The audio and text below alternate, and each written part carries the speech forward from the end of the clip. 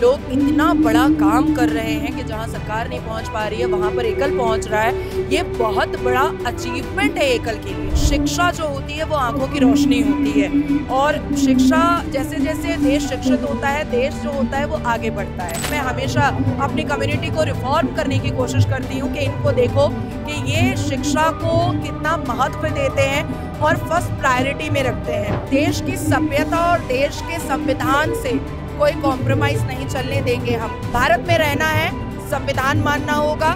भारत में रहना है, श्री राम को मानना होगा। नाज़िया इलाही खान जो कि समाज सेवा से जुड़ी हुई हैं और राष्ट्रवाद की विचारधारा को लगातार आगे बढ़ाती हैं।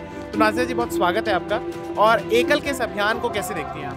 बहुत खूबसूरत तरीके से देख रही हूँ और जिस हिसाब से बिहाइंड द कर्टेन लोग इतना बड़ा काम कर रहे हैं कि जहाँ सरकार नहीं पहुँच पा रही है वहाँ पर एकल पहुँच रहा है। ये बहुत बड़ा अचीवमेंट है एकल के लिए, बहुत बड़ा अचीवमेंट है। और देखिए, मैंने मंच पर भी कहा कि शिक्षा जो होती है वो आंखों की रोशनी होती है और शिक्षा जैसे जैसे देश शिक्षित होता है, देश जो होता है वो आगे बढ़ता है। देश अगर शिक्षित नहीं होगा तो देश कभी आगे नहीं बढ़ पाएगा। और हमें बहुत गर्व होता है अपने देश पर कि आज हमारे देश में 79.2% शिक्षित लोग हैं। लेकिन दुर्भाग्य भी फील होता है क्योंकि मैं मुस्लिम कम्युनिटी से आती हूँ। हम आज भी मुस्लिम कम्युनिटी दलित से पीछे हैं। सच्चर कमीशन की रिपोर्ट है। तो मुझे बहुत बुरा लगता है अपनी कम्युनिटी के लिए और मैं हमेशा अपनी कम्युनिटी को रिफॉर्म करने की कोशिश करती हूँ कि इनको देखो कि ये शिक्षा को कितना महत्व देते हैं और फर्स्ट प्रायोरिटी में रखते हैं।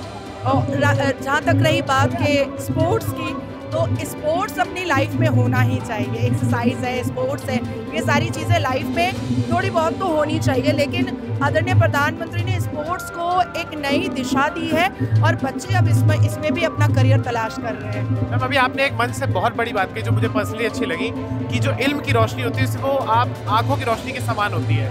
तो भारत का कोई भी समाज हो जो शिक्षा को प्रमोट नहीं कर रहा, उनके लिए क्या कहना चाहिए?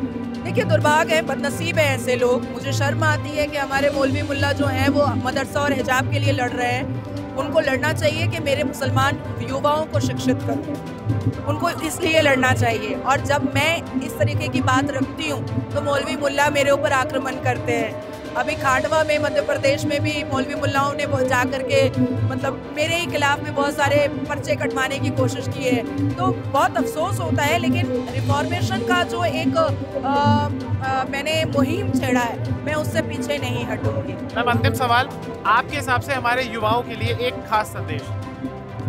जोश रहना चाहिए, एनर्जेटिक होना चाहिए, शिक्षा से कोई कॉम्प्रोमाइज़ नहीं होनी चाहिए और देश की सभ्यता और देश के संविधान से कोई कॉम्प्रोमाइज़ नहीं चलने देंगे हम।